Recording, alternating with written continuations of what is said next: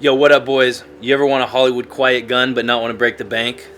Well, this is how you do it. It's the cheapest 300 Blackout build you'll ever see, and I'm going to show you guys how to get one for yourself. Stay tuned. What's up, chat? How you guys doing? First of all, I'd like to start out by saying thank you for the subscribes and the comments and the support and whatever else. We are on our way. You know, I don't want to say we're blowing up or anything, because we're not. But I'm doing better than I was, and I appreciate the views and the comments and the feedback. And speaking of feedback, a few of you guys were asking about the 300 Blackout build in one of the Suppressor videos of the Polonium K.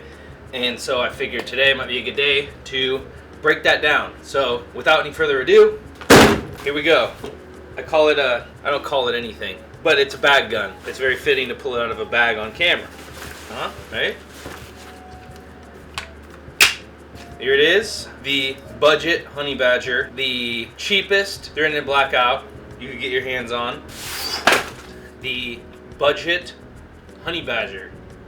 What's another, like, a ground animal? A rat? The Ratatouille. This is the Ratatouille, boys. This is a Palmetto State Armory 300 Blackout 7.5 inch upper that I bought for $189 off of CSA. They're running a sale.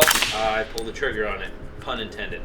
And after that, I was like, well, I wanted to be quiet because what am I going to do with a loud 300 Blackout? So did some research and settled on the Otter Creek Polonium 30 caliber suppressor. For this, I'm running direct thread because I didn't want to buy a bunch of different attachments and whatnot, so direct thread it is for right now. Moving back, we just have a Streamlight on a pressure pad.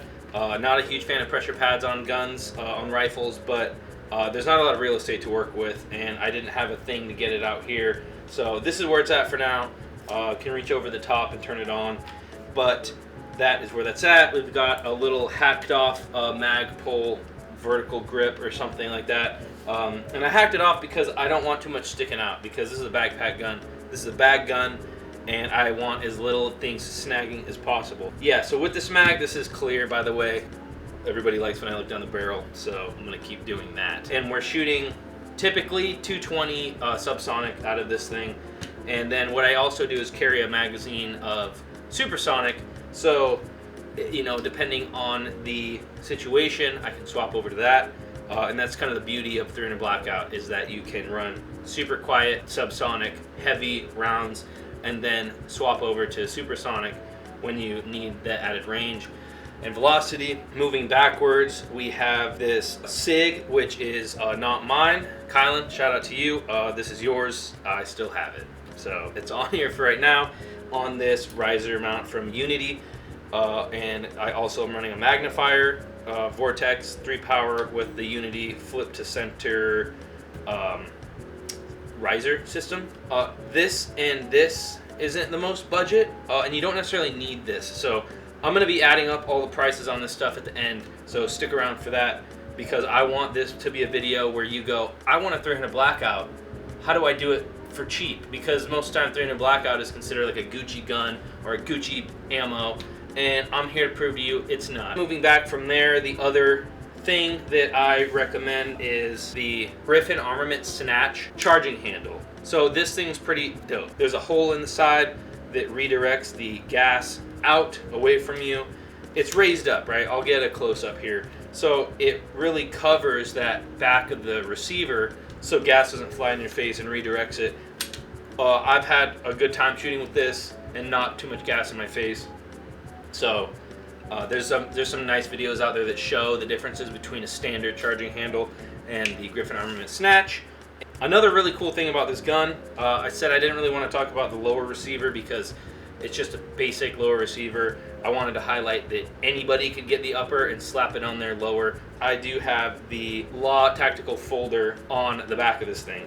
It definitely improves its like packability, because look at that. Look at how much it reduces the overall length. It's crazy. And especially, let's get the suppressor off of here. With the suppressor off, look how small this is. Let's measure it with a device that they just came out with. So yeah, without the suppressor, we're running 18 inches overall with this folded. So that could definitely fit in a backpack. I carry it in a duffel with the suppressor already on it, because if I have to yank it out, I don't want to have to thread on the suppressor. It's like 250 bucks. And a lot of people are skeptical because it's a crucial point in the firearm that like reciprocates, but I haven't had any major issues at all with the law folder, and it's built pretty heavy duty, so I like it for that. So let's put this can back on. Let's go ahead and add up some of the pricing. The upper was $190. The suppressor was $540 plus a $200 tax stamp, so $740. The Romeo, it's 250 bucks. Vortex magnifier is $299. The Unity riser, the flip to center riser is $279.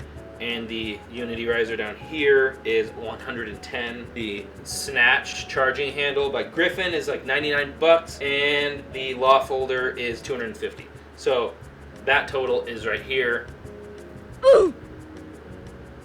Which is kind of a lot for this whole package with all the little accessories, but you don't necessarily need that, which you probably already have an optic. So for, what is it, like $1,000, you can have a suppressed 300 Blackout build and make yourself a Ratatouille for your own. It's not a Honeybadger. This is just like for you what it would take to get into 300 Blackout as cheap as possible with a suppressor. All right, the suppressor costs a lot, and then the ammo costs a lot.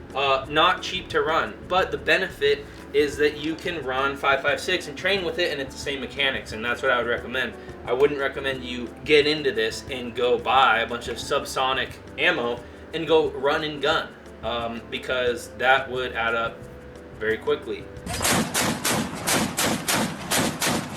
So you train with your 5.56 and then you carry this around as your bag gun. So my overall thoughts on this poor man's Honeybadger is I've always wanted a subsonic super quiet gun you can kind of shoot in the backyard if you need to, which I mean obviously don't do that. We're gonna do it anyway. One thing that I would say is this can does have a little bit of a first round pop to it, and we noticed that our first time shooting it.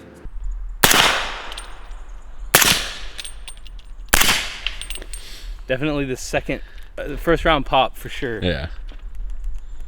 Do I recommend you buy this? I don't know. That's up to you to decide, but it is a good way to get into the 300 Blackout space for not very much money. Assume like you might already have all the optics, a flashlight like I did, so my money was spent on the upper receiver and the suppressor, and that's it. I already had a lower, already had the optics, already had everything. So what is that total? Almost $900, $889. I got the upper and the can. That's pretty cheap to get into 300 Blackout. Roll some B-roll.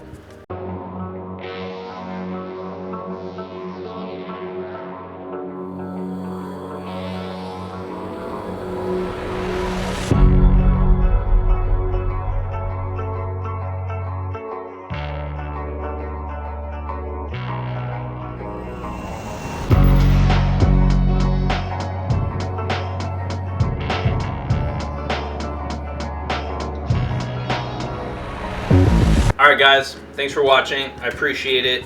Appreciate the comments. Let me know what you think about this. If you have any other questions, sound off in the comments. And yeah, we're going to keep these videos coming. Let me know what you guys want to see more, and I won't listen because fuck you guys. I'm just kidding. I really appreciate all the feedback. Signing off.